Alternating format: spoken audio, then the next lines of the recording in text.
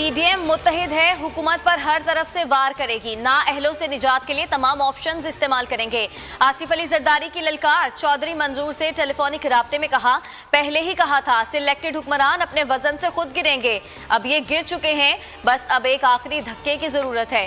PDM के साथ मिलकर पीपल्स पार्टी नाकाम और ना अहल टोले को जल्द घर भेजेगी। पीडीएम इत्तेहाद गैर फितरी है, देर पा नहीं, जल्द बिखर जाएगा। इस्तीफों पर पीडीएम में यकसुई नहीं रही। वज़ीर ख़ारजा शाह महमूद कुरैशी की न्यूज़ कॉन्फ्रेंस, कहा अदम एतमाद की तहरीक को शिकस्त देंगे। बिलावल कहते हैं तहरीक अदम एतमाद लाएंगे, इसका मतलब है आपने वज़ीर आज़म को आईनी वज़ीर आज़म तस्लीम कर लिया, लिहाजा इन्हें सिलेक्टेड वज़ीर आज़म कहना बंद करें। नून लीग की कोई फिक्र नहीं, वो अपना मसला खुद सेट कर लेगी। पीपल्स पार्टी की भी कोई फिक्र नहीं, वो भी अपना मसला सेट कर लेगी। मुझे मौलाना फजलुर रहमान की फिक्र है, वो बंद गली में जा रहे हैं। ये नहीं चाहता कि अफसोस से कहूँ, बार बार आपको समझाता रहा।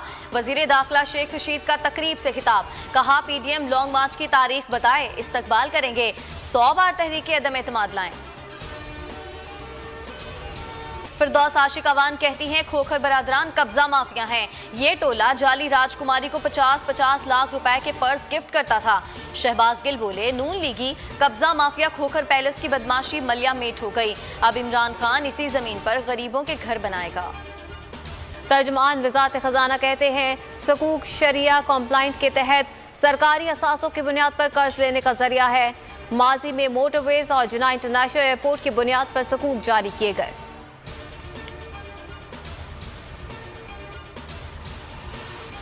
बोल न्यूज के लाइसेंस मुअत्तली नाइंसाफी है। राना सनाउल्लाह ने पैमरा के इकदाम को आज़ादी इजहार राय पर हमला करार दे दिया।